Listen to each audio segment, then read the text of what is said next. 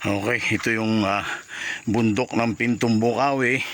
Dahan-dahan kasi palusong, napakadulas. Opya na, ano kaya magtsinelas ako? Ay magpa, no?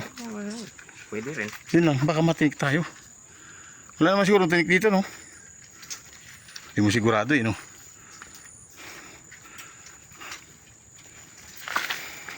Ang dulas ng tsinelas ko talaga, sobra. Yun, no? Munting ganyan lang.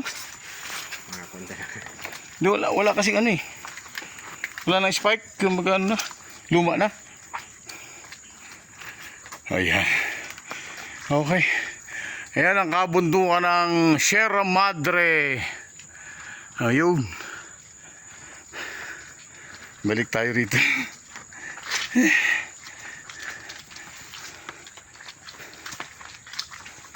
Yeah.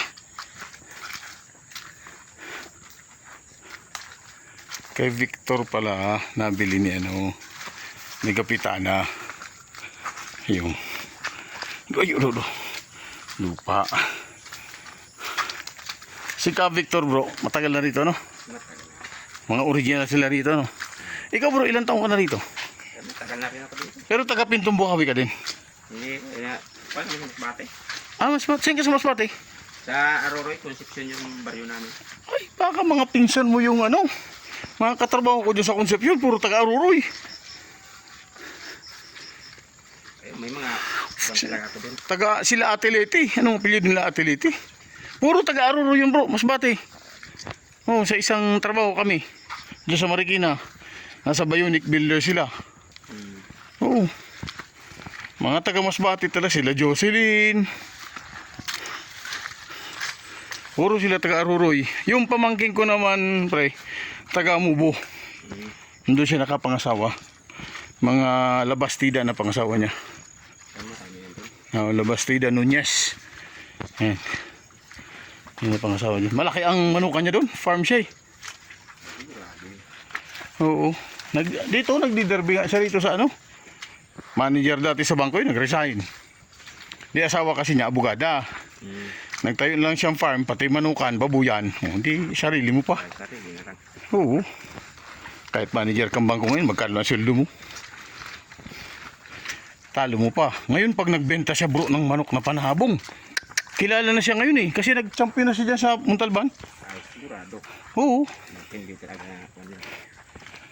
Nung hindi pa kilala yung manok niya, yung hindi pa ganong ano, ang benta niya sa dalawang babae, isang lalaki, 43,000. Grabe no. Ganun talaga pag mga mananubong no. Ito ITV. Yung kay Kapitana bro, naikot mo na yun bro. Naikot mo na yun. Ang kay attorney dito sa kanan no, di ba? Oh, ang kubong natatanaw ko. Diyan sa banda dyan oh. Ay, dyan yan. Yan oh. Bro. Ay, dyan, oh. Ito. Meron yan dyan. Yung kubong natatanaw. Yan dyan, oh. Meron yan. Hindi na yan kikapitan ng lupa. Hindi ba yan kay konsyal? Okay. Yan. At slow motion ako. Talaga ang dulas ng tsinelas ko. Sa damo talaga magdaan. Oo, lagabog talaga ako dito, sigurado. Pag sa damo, yun. Control pa yung... Oo, tama. Dito ako sa damo. Yan ang dadaanan ko. Para walang dulas. Oo. Daming gabi rito pa eh. Ito kaya, ay, hindi pa to bro, sakop.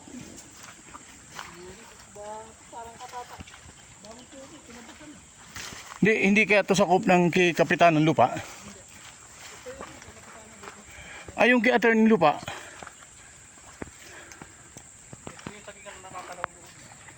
Baka sa kabila pa doon, no? Kasi ito may may-ari, di ba? Pati itong pantay na to. Pati itong pantay. Hindi ba tayo pagagalitan pag kumatay ang gabi rito? Hindi, may mga tao kasing hindi mo alam ugali, di ba? Oo, di mo. Dahil gawin mo. Di. Kahit paket ang kuwain mo. Oo. Ayan, kaya dyan sa baba kay kapitanan na yan. Hindi itong ano banda to, hindi to. Ah, Okay.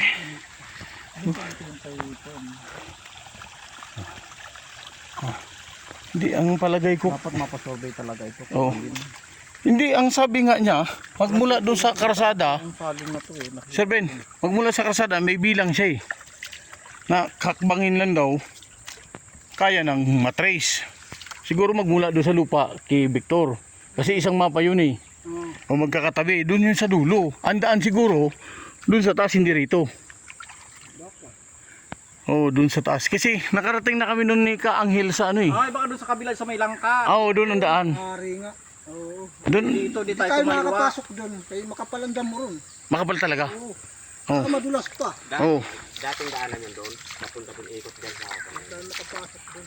Oo. O yan o.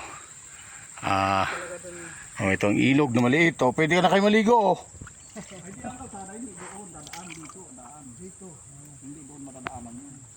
Hindi Sir Ben, ang survey dun eh. Ang survey dun.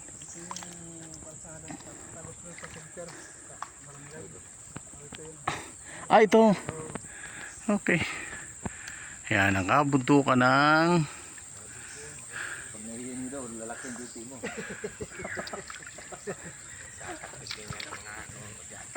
Saan? Saan lugar yun? Diyan kay Ito lalaki na titi. Ay, lalaki.